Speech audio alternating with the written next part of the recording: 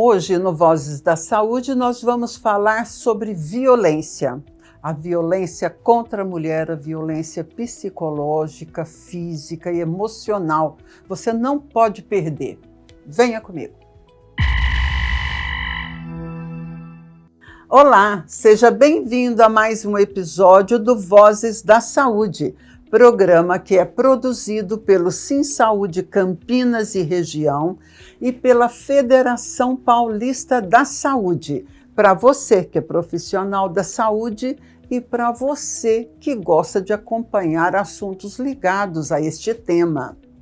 Neste programa, nós vamos falar de um assunto que é da mais alta importância para toda a sociedade, que é a violência contra a mulher, seja ela no ambiente de trabalho ou no ambiente familiar. Você sabia que existe mais de um tipo de violência? Que existe a violência psicológica, que é uma tortura? Para falar sobre este assunto, nós convidamos a advogada Luciana de Oliveira. Ela é do escritório Oliveira e Gomes Associados, que dá atendimento dentro do SimSaúde Campinas e Região. Ela tem muito para contar sobre casos de violência contra a mulher. Seja bem-vinda, doutora Luciana, ao Vozes da Saúde. Muito obrigada, Sirlene. É um prazer estar aqui, contribuindo com a categoria da saúde tão importante para a sociedade. Nós que agradecemos. E para começar a nossa entrevista, eu gostaria de perguntar quais são os tipos de violência que a mulher sofre no seu dia a dia. Então, infelizmente, nós temos alguns casos catalogados. Então, em todos os atendimentos que nós prestamos no SimSaúde, nós já evidenciamos casos de violência psicológica, de violência física, que aí engloba violência no corpo, violência sexual, violência patrimonial. E aí, dependendo de cada caso, é um encaminhamento diferente que nós vamos orientar. A senhora falou na violência psicológica. A violência psicológica, ela é mais comum no ambiente de trabalho ou no ambiente doméstico? Depende muito do cenário, do contexto de cada família, mas infelizmente os casos que são mais notificados são aqueles do ambiente de trabalho onde existem algumas testemunhas que presenciaram, que visualizaram. E aí são casos de assédio moral, por exemplo, né? No ambiente familiar, como é um ambiente íntimo, esses casos de violência, especialmente o psicológico, ele é muito difícil de identificar e muito provavelmente não haverão testemunhas. Então é difícil de comprovar e eles são subnotificados. Eles acabam ficando silenciosos, um sofrimento que vai se estendendo ao longo da vida daquele casal, né, dentro do ambiente doméstico. O SimSaúde tem um diferencial entre os sindicatos, que é o atendimento na área civil, né? Na área civil, penal, trabalhista e previdenciária. Isso. Mas com destaque para a área civil, que acaba englobando esse tipo de atendimento, não é assim? Isso mesmo. No atendimento civil, nós vamos identificar durante um atendimento para uma pessoa que nos busca lá, o atendimento civil ele é agendado, então a pessoa fica com aquele horário exclusivo para passar em atendimento, tirar todas as suas dúvidas, receber orientação jurídica de um profissional, né? Então, nesse contexto, a gente vai identificar qual é a demanda que está causando sofrimento, dano àquela pessoa, né? Em especial as mulheres, que nós estamos tratando desse tema aqui. Sim. Né? E aí, a depender da circunstância, do contexto da ocorrência, ela é uma situação que demanda um processo judicial civil em que nós vamos requerer uma indenização para aquela pessoa, né, ofendida. Então, dependendo do contexto, é uma indenização patrimonial, é uma indenização pecuniária, né, em razão das lesões que essa pessoa sofreu. Quando que ocorre cada tipo de indenização? A patrimonial, eu gostaria que a senhora desse um exemplo. Por exemplo, vamos imaginar um cenário em que a mulher, infelizmente, sofreu uma agressão física do seu companheiro, do seu marido, dentro do ambiente doméstico. Só os dois, não tem filmagem, não tem testemunhas.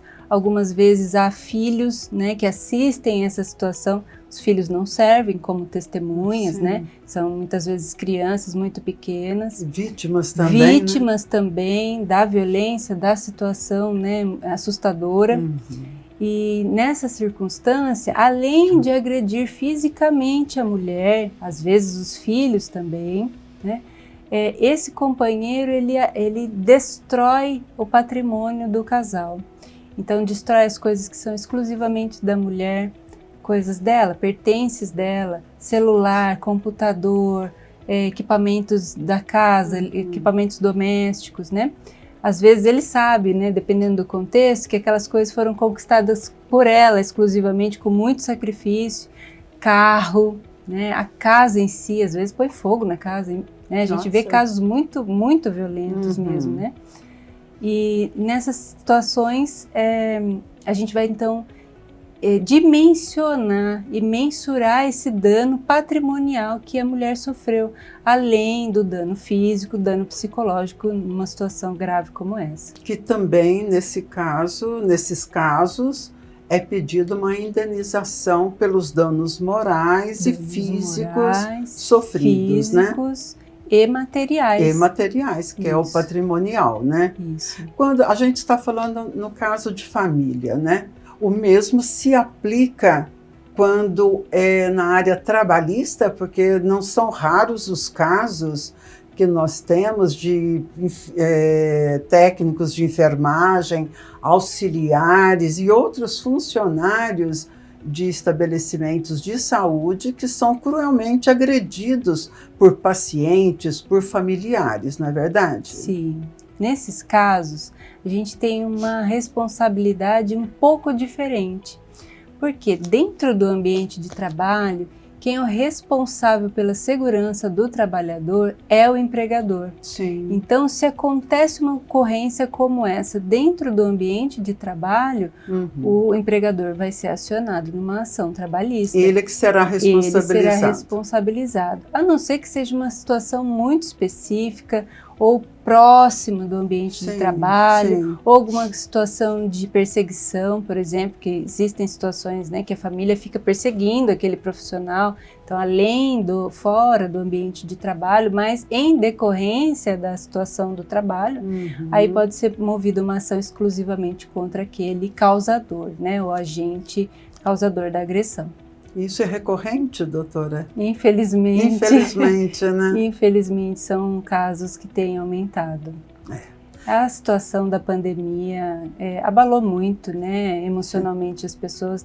A gente tem visto muitos casos de pessoas que estão bem descontroladas, que desenvolveram transtornos, e isso tem, assim, ocasionado situações de violência cada vez maiores. As doenças mentais aumentaram muito, né, doutora, no pós-pandemia, né? E as pessoas, não sei até que ponto as pessoas estão conscientes deste problema. Eu acredito que as pessoas não tenham tanta consciência desse impacto gerado, né, reflexos gerados por essa situação de pandemia, que teve isolamento, que teve muitas perdas, que reestruturou a vida de muitas pessoas, desestabilizou muitas famílias, né? Obrigou a uma convivência interna por muito tempo, que também dificulta a convivência, né? Em muitos casos de violência aconteceram aí. Sim, e com certeza as consequências estão aparecendo agora, né? Sim, com certeza. Voltando eu queria saber a violência psicológica, eu queria saber da senhora se existe um perfil mais recorrente deste indivíduo que pratica violência psicológica e como que ela procede no dia a dia. O que é violência psicológica? Então, a violência psicológica, ela é sutil em muitos casos, é difícil de identificar. Às vezes a própria pessoa agredida demora muito tempo a identificar que está sofrendo uma violência psicológica. Ela é levada a acreditar que aquele cenário que está acontecendo ali no contexto de uma relação, por exemplo, amorosa, afetiva, é normal, é comum, e ela vai sendo manipulada, né, dentro daquele cenário em que ela começa a ser cerceada de seus direitos. Então, a violência psicológica é aquela que coloca a pessoa numa situação de culpa sobre as suas próprias escolhas, sobre suas próprias vontades, sobre seus próprios direitos de ir e vir, né, de decidir o que fazer, de decidir o que fazer com seu próprio dinheiro, por exemplo, né? Então, ela é muito sutil. Ela é normalmente aplicada por pessoas que têm transtorno narcisista. Isso a gente tem visto cada vez mais, infelizmente também. Não sei se isso é em decorrência desse cenário pandêmico, um dos transtornos que mais se evidenciou, né? Mas a gente tem visto muito queixas nesse sentido. Pessoas que impedem a mulher de se locomover, pessoas que impedem a mulher de trabalhar, pessoas que impedem a mulher de decidir o que fazer, né, da própria vida, escolher um curso, escolher uma viagem, escolher amigos, o que fazer com os filhos, amigos. Então, isso é uma violência psicológica. E aí, às vezes, a mulher fica nesse cenário presa, acaba se afastando de amigos, de familiares e começa a ficar submetida às vontades, né, desse abusador, digamos assim, né, esse agressor. E nesse cenário também é muito difícil de comprovar. Então, como a gente faz prova de uma violência psicológica num processo indenizatório civil, né? Então, nesses casos, a gente vai precisar de um relatório médico, psiquiátrico, a gente vai precisar de um relatório de um acompanhamento com psicólogo, né? São provas técnicas aí que a gente precisa fazer da saúde mental dessa pessoa agredida. Da pessoa agredida, né? Já que o agressor nunca quer fazer o tratamento, não vai, né? Se submeter. Não é? Não vai se submeter. A senhora poderia explicar melhor o que é o transtorno narcisista? É uma pessoa que acha que o mundo tem que girar no entorno do seu umbigo, como se diz popularmente? Uma pessoa que tem um transtorno narcisista é uma pessoa que quer satisfazer seus próprios interesses em detrimento do sofrimento do outro. Né? Não é uma pessoa que é um psicopata, porque um psicopata ele não tem sentimento algum, então ele não se envolve em nenhuma questão sentimental. Sim. O transtorno narcisista ele é diferente disso, porque ele tem sim as suas próprias feridas, as suas próprias dores, mas ele utiliza o outro para satisfazer os seus próprios interesses e tentar ocupar essas dores internas que muito provavelmente são lá da infância, da adolescência, coisas que não foram resolvidas e que aí vem para a fase adulta com essa necessidade de submeter o outro. Então, é uma necessidade muito grande interna de ser atendido nas suas próprias necessidades e em detrimento do sofrimento que vai causar no outro em razão disso. Muito interessante. Vamos pensar então se é tão difícil você até comprovar esse tipo de violência. Que tipo de provas a gente pode apresentar em juízo? Então, uma delas seria, por exemplo, um prontuário médico de acompanhamento com um psicólogo, com um psiquiatra, né? Então, eventualmente essa pessoa precisou ficar afastada do trabalho por conta dos danos psíquicos que foram causados, né? E isso pode ter sido atrelado a uma violência física Então podem ter provas físicas, né, fotos, exame de corpo de delito que eventualmente, né, pode ter acontecido ali naquele procedimento investigatório da polícia. Em situações como essa, nós sempre orientamos a fazer o boletim de ocorrência, então o boletim de ocorrência também é uma prova documental. Se tiverem pessoas as que sobraram, né, pessoas de confiança, que tenham esse histórico, que saibam desse histórico do relacionamento, de afastamento, que tenham presenciado alguns desses indícios. Sim. São pessoas que nós poderíamos ouvir em juízo como testemunhas também. A senhora está atendendo os casos da área civil no SimSaúde Campinas, que oferece esse serviço em todas as suas sedes, em todas as 12 subsedes sindicais e mais a sede central que fica em Campinas, onde a senhora atua, né? Isso. O que eu queria lhe perguntar, acontece muitas vezes de o trabalhador, a trabalhadora, procurar o advogado trabalhista, ou você, no caso da civil, e de repente da exposição que ela faz, do relato que ela faz, dos seus sofrimentos, isso se transformar em ações não apenas na área procurada como a civil, mas trabalhista, criminal? Acontece Sim, isso? Acontece muito. Muito? Acontece muito. Como nós temos o atendimento trabalhista em esquema de plantão, das 8 às 18, de segunda a sexta, é uma porta aberta, né? Não precisa agendar, o trabalhador chega para tirar suas dúvidas, para ser assistido ali pelo jurídico, né? De segunda a sexta, das 8 às 18.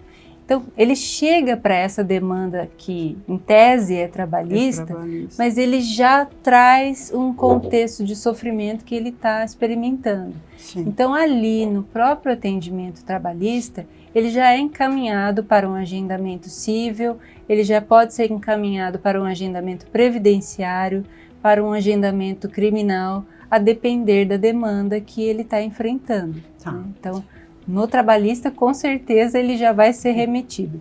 Quando ele vem para um atendimento agendado, exclusivamente civil ou exclusivamente previdenciário, se houverem outras demandas, o procedimento vai ser o mesmo.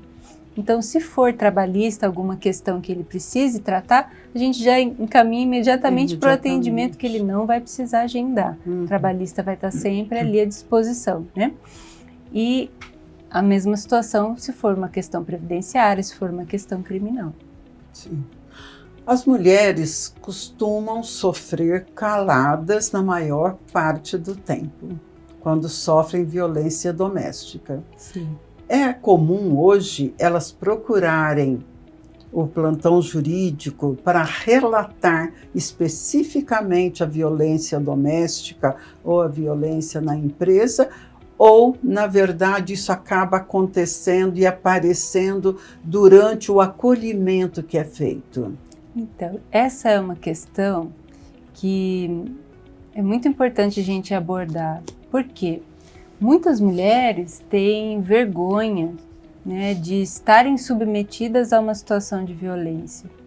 E, além disso, nós temos uma situação histórica dentro do país em que as mulheres foram objetificadas por muito tempo. No próprio Código Civil de 1916, que foi revogado em 2002 apenas, né? Olha o tempo que durou. As mulheres eram tratadas como um ser inferior ao homem. Então elas tinham que se submeter à vontade do marido para escolher determinadas coisas, para poder exercer o pátrio poder sobre os filhos, para decidir trabalhar. Né? Tudo isso dependia de uma autorização marital. Infelizmente, até hoje, nós temos, ainda que a legislação tenha evoluído, ainda que tardiamente, sim, nós temos até hoje muitos e muitos homens pensando, sim, exatamente assim. Isso, né? É enraizado socialmente. Então, nós temos uma estrutura social. Sim, seria perfeito se nós tivéssemos esse mecanismo de cortar a raiz. Mas nós temos isso institucionalizado. Então, é muito comum que as pessoas pensem dessa forma e que ajam de acordo com esse pensamento. Então, as mulheres têm vergonha de relatar. Os direitos feministas, por exemplo, né, ficam martelando em cima de um mesmo ponto, às vezes são muito mal vistas socialmente, né, pela defesa dos direitos das mulheres, mas eles são extremamente necessários. Se não fossem por essas lutas, hoje nós não estaríamos num cenário como o que estaríamos aqui, né? Não estaríamos aqui, teríamos que pedir autorização. Sim. Então, isso parece absurdo hoje, mas até pouco tempo atrás não era assim. É verdade. Então, essa luta, ela precisa existir, ela precisa continuar. Então, as mulheres ainda hoje têm vergonha de relatar situações de violência, né? Até primeiro porque não acreditam que estão vivendo isso, né? Escolhem viver como uma pessoa, acreditam no amor, acreditam no ser humano e quando vêm estão sendo agredidas dentro da própria casa, né? Tem o seu próprio trabalho, tem a sua própria vida, avançaram tanto nas suas carreiras e de repente estão submetidas a uma situação de violência doméstica. Então as mulheres têm vergonha de passar por uma situação como essa, quem não teria, na verdade, sim, né?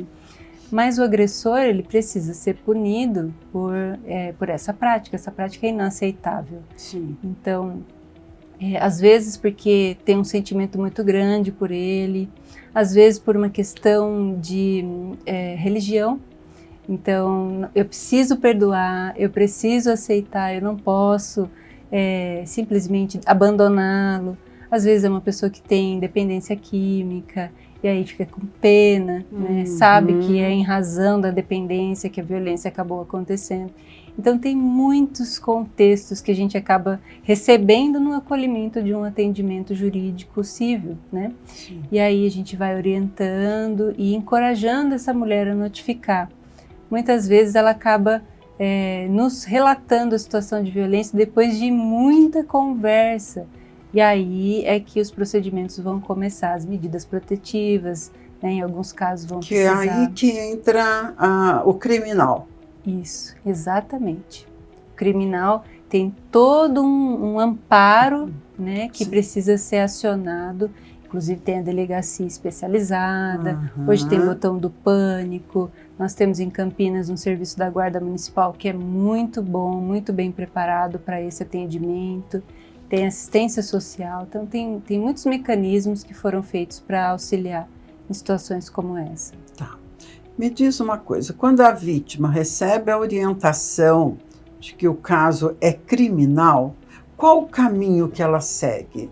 O próprio Sim Saúde oferece esse suporte para ela ou ela é encaminhada para outras profissionais? Primeiro ponto, né? Sim. É a gente entender esse contexto, se ela está num contexto de violência, que ela precisa de atendimento imediato, ou precisa de um afastamento desse agressor, ou ela precisa de uma medida protetiva que o retire do lar, que o impeça de voltar para o lar, ou que o impeça de frequentar determinados lugares, né? Então, existem algumas modalidades de medida protetiva, a gente precisa entender se ela está nesse contexto de urgência, para poder tomar essa providência o quanto antes.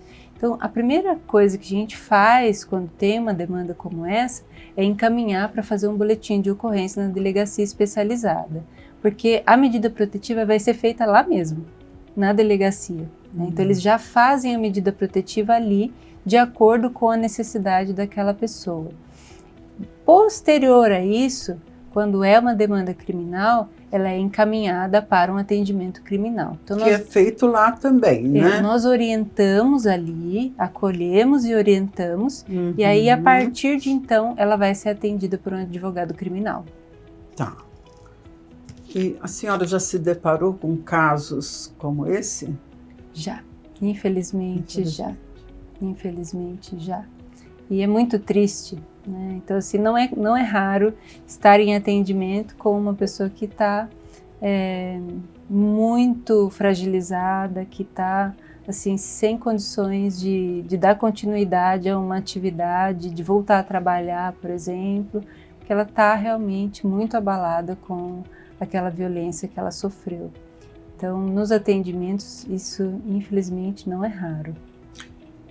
Só que ela não foi falar com o plantão jurídico com esse objetivo, né? Sim. E qual a resistência que a senhora encontra nesses casos para tomar as medidas cabíveis? O primeiro deles é o medo. É o medo, né? O primeiro deles é o medo, talvez o maior. Por quê?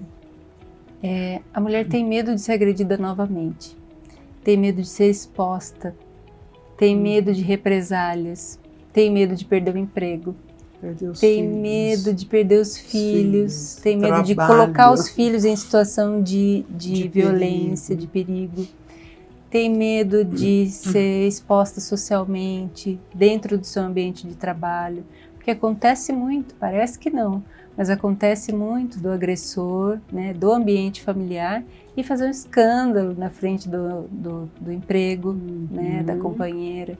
Então são situações assim, muito tristes, né, que essa mulher acaba vivendo, e para evitar que isso aumente, né, ela muitas vezes não vai denunciar.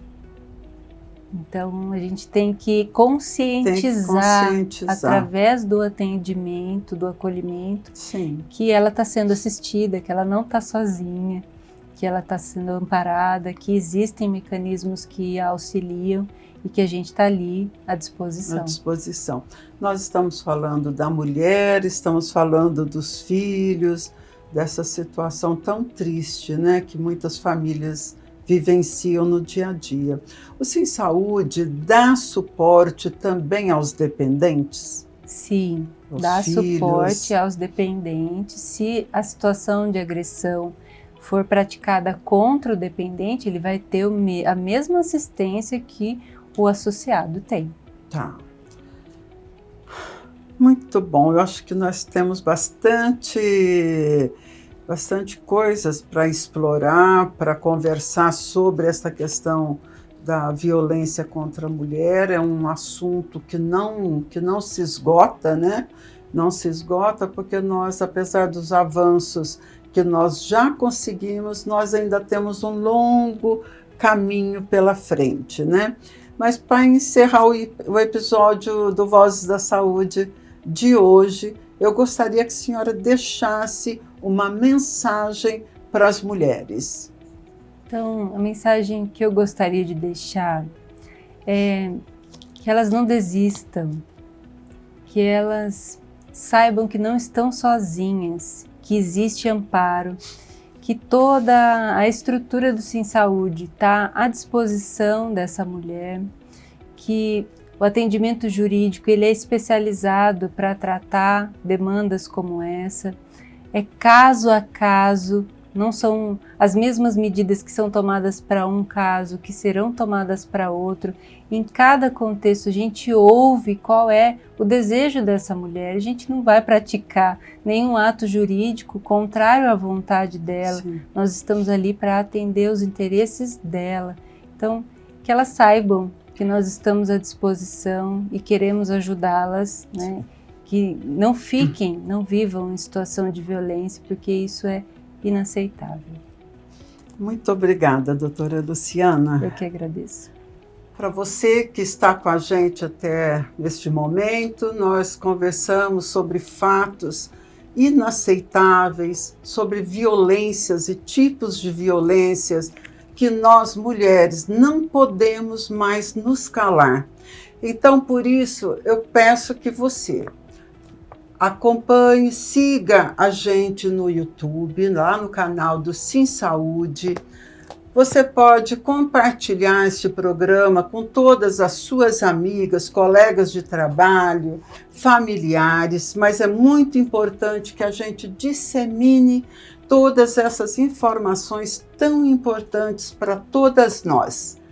Muito obrigado pela sua presença. Eu quero agradecer também pela contribuição que 2 homens muito queridos dão a este programa.